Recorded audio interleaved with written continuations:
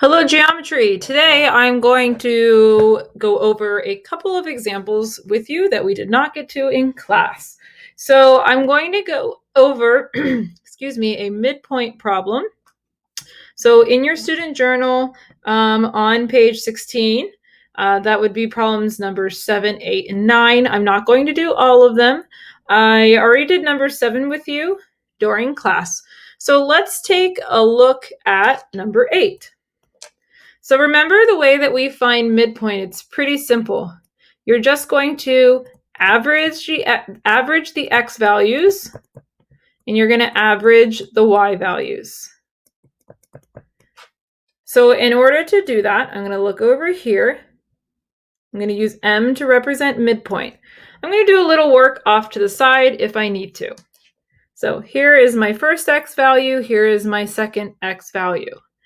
If I take the average of those, I'm going to add them together, and I'm going to divide by 2.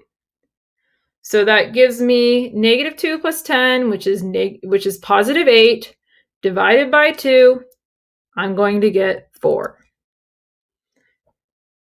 Then I'm going to go ahead and deal with the y values. Here's one y value, here's the second y value. So to find the average of the y values, or the midpoint of the y values, I'm going to add those together. So 7 plus a negative 3, and I'm going to divide by 2. Adding a negative is the same as subtracting. So 7 minus 3 gives me 4. 4 divided by 2 is 2. So my midpoint on number 8 is 4, 2. Okay? So again, just keep it simple. Midpoint, think average. Average is the middle. Midpoint is the middle.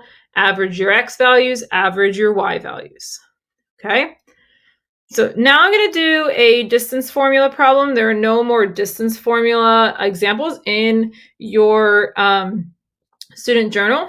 So what we're going to do here is we're going to find the distance between the 2 points.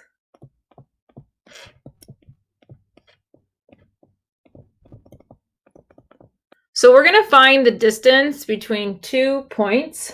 Those 2 points are going to be point L, which is 7, negative 1, and point M, negative 2, 4.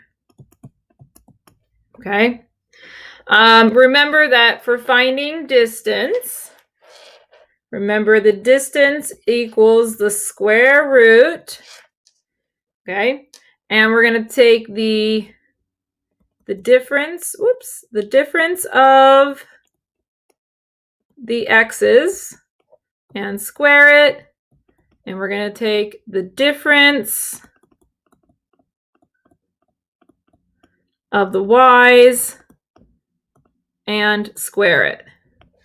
And the reason for that is because if we have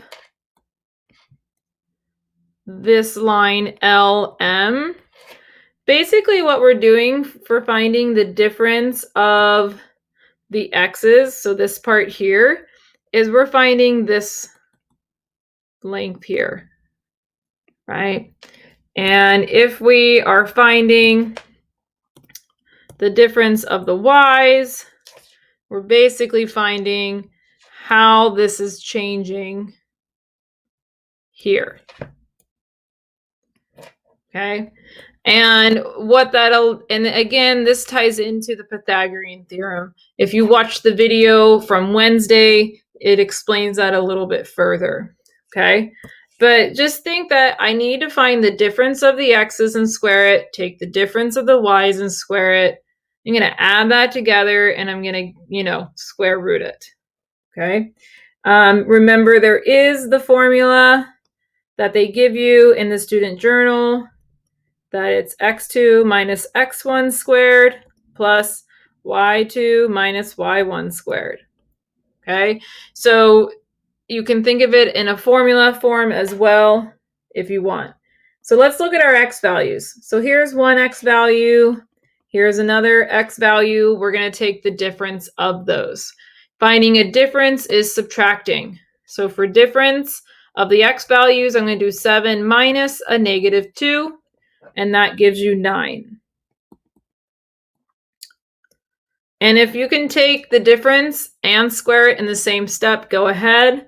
But that 9, eventually you're going to square it, and I'll do that in the next step. But if you can go directly to 81, take the difference, square it, get 81, that's fine too. Okay, so then we're going to take the difference of the y values. That's going to be negative 1 minus 4, which gives me negative 5. If you can square negative 5 and go directly to writing 25, that is great. Remember, you cannot take the square root until you have simplified everything underneath the square root symbol. So maybe you already have the 81 plus 25 by squaring those numbers.